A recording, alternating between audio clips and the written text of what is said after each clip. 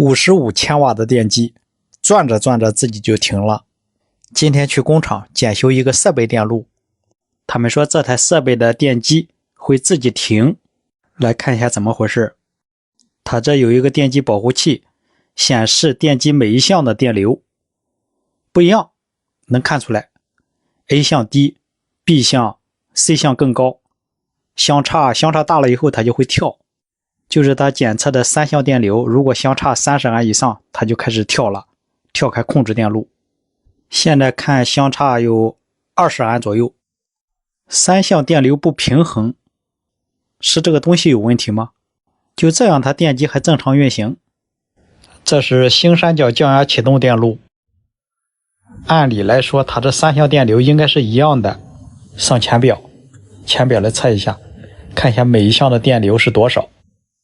这2项之间差的有点多，差10多安，但是这个电流始终是变化的。哎呦，这个更高，可以看一下3项电流相差很大，很明显能看出来 C 项电流最大， A 项电流最小。电流相差那么大，它不烧电机吗？还是说电机有问题呢？盯着这个屏幕，这3项电流不断的变化，我想看一下有什么规律。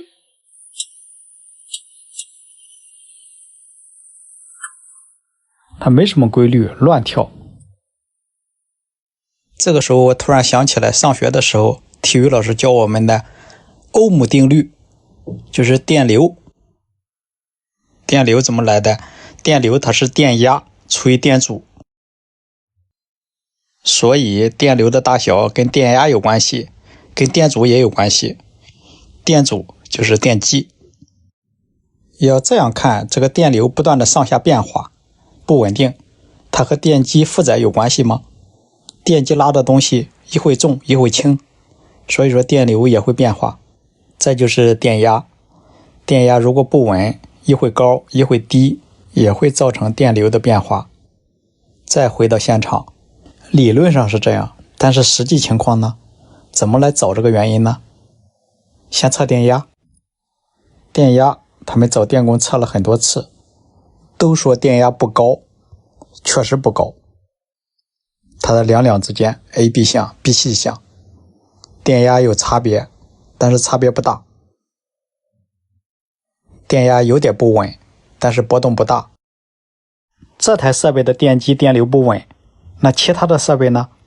它这有一个粉碎机正在干活，打开它的控制柜，还是用前表去掐电机的3项电流，看一下电流差别大不大，也挺大的，相差8安左右。所以我感觉这个时候不能怀疑是电机的问题了。如果一个有问题，不能全都有问题啊。另外再去看一下它的主线，他们怀疑是电路漏电，是不是这路电缆线 A 项有漏电的地方导致电压低呢？可以掐一下这个电缆线，看有没有漏电电流。有，还真有，才10几毫安，而且是变化的，这说明它这个设备多多少少是有漏电的，但这个漏电电流很小，可以忽略不计。下面再看一下它整个车间的用电电流多少。这一根电缆300安左右，还在不断的变化，不稳。再看这一项，看电流相差多大，这就说明它每一项电带的电器不一样，功率不一样，所以它的电压电流都不一样。那它的电流为什么变化这么大呢？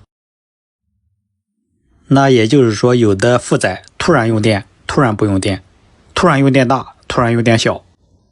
那什么负载会这样呢？这个粉碎机会影响电流，就是往里填料的时候，它的电流会变大，空转的时候电流会变小。另外你看这台设备，它不但有电机，它还有加热电路，就是加热片很多。它这个温控表到了温度之后，它就不加热了，但是它会时不时的加热一下。你看，在电机转的同时，它的加热管也在通电断电。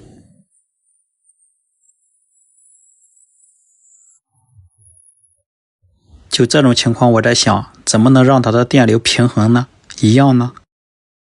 那就改变一下它每一路的功率，就是把电压低的 A 项，它的加热管移到 B 项和 C 项上，让 B 项和 C 项多带东西，就是把每一项的加热功率调一下，看看这个电流不稳的现象是不是就好了呢？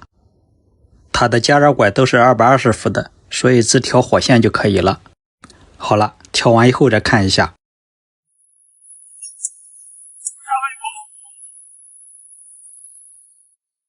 这个时候再看这个电流，平衡了很多，变化没那么大了。其实我感觉它这种现象的根本原因是因为电压低，用电量大，加热管电机多，都在用电，都在抢电，都不够用。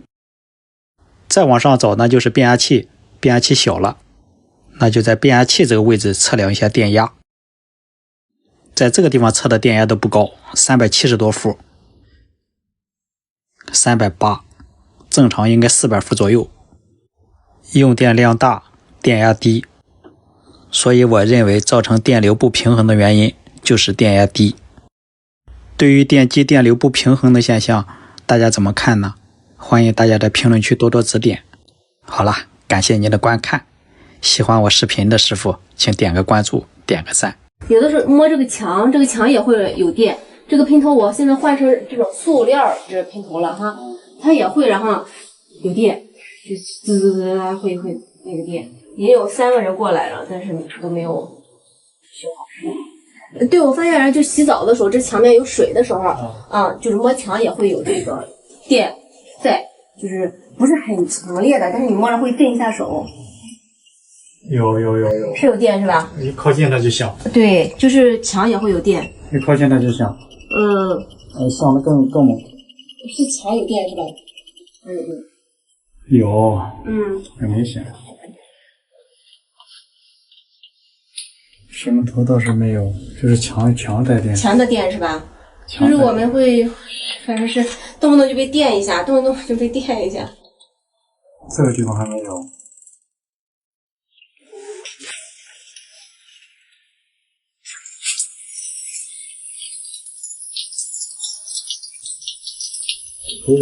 这上面也有了，打湿以后也有了。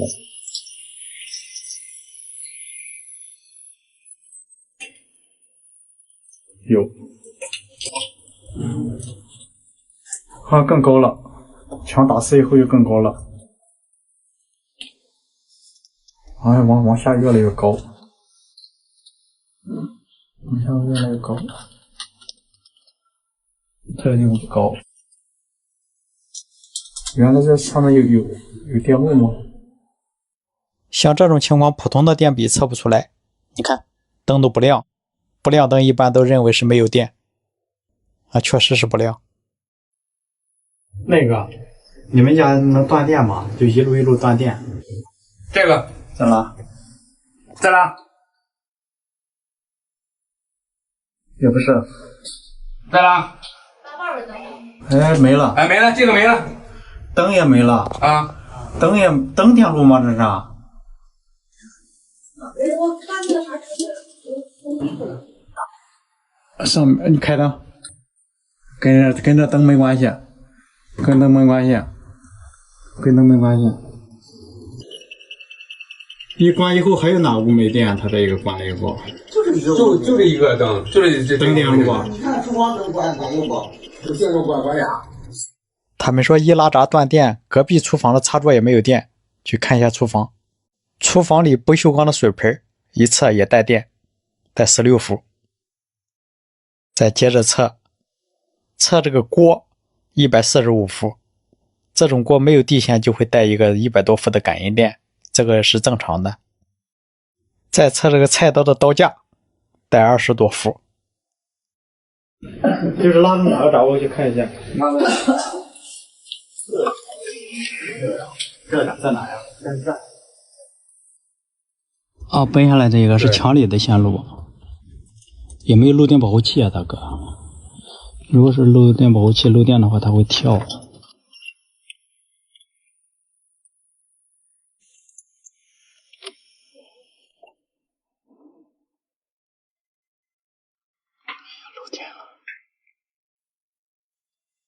呀，漏电漏可老厉害了，我还以为是感应电，是漏电呢。漏老厉害了，漏电，它是漏电，对墙里边对墙是漏电的，我还以为是感应电。就那个线路漏电是吧？这是2路，其中有1路是漏电的。拿螺丝刀，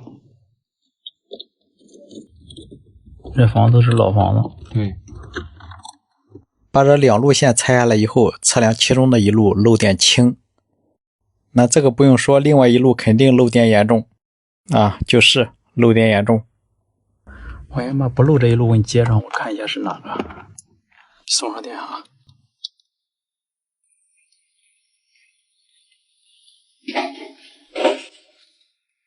没了，没了。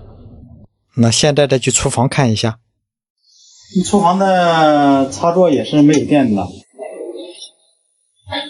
也就是说，那一路线是厨房的电，或者是墙上的电。这墙上这不是都有插座吗？嗯。然后导致那面漏电。这墙上不有插座吗？现在是没有电的。嗯。有可能是墙上的插座线路漏电，导致墙上带电。可以把这2个插座打开，看看之间有没有联系，因为对面就是卫生间，对吧？嗯。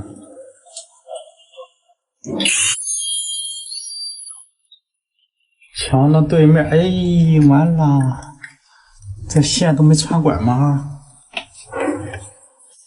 连管都没穿呀！加快进程，拆下这个插座，分开这2路线，可以测出这1路线是漏电的。就是往这走的线是漏电的，这路线没穿管，走在墙里边，一直走到这个插座，那就是线在墙里边漏电了。那就再打开这个插座，再看一下这个插座，拆开这个插座以后，测量分线路，这一路是零线不漏电，火线漏电，看火线漏电，而这一路也是火线漏电严重，零线漏电轻，这一路火线对墙体漏电。我只能说这一路线给你不要了，因为对面是厕所，这一块是漏电的，导致这个线是干啥的？有用没用？这个电，这个线，这个插座到这个插座之间的线，都断开了以后，我再去那个电闸那块给你判断一下这个主线有没有问题，对吧？我给你整明白的。现在好，从那个主线到你热水器这一块是好的，电路是好的。从热水器到油烟机到那一块，这个是红线是漏电的，但是那个蓝线没事。蓝线没事，我把蓝线给你当火线，这样你就不用走明线了。可以用。这一段掐掉，这一段给你废掉了。然后重新走个明线接。这一段给你废掉了，重新给你走一个。不，这一段废掉就不用了。这样把电路处理好以后，直接给它送上电。厨房正常用电，而卫生间因为对面的那个漏电的线路掐断了，不要了，所以这个墙体漏电的现象也没了，这样就安全了。好了，这样我就完成了这次电路的检修。感谢您的观看，需要这个电笔的师傅可以点左下角小黄车。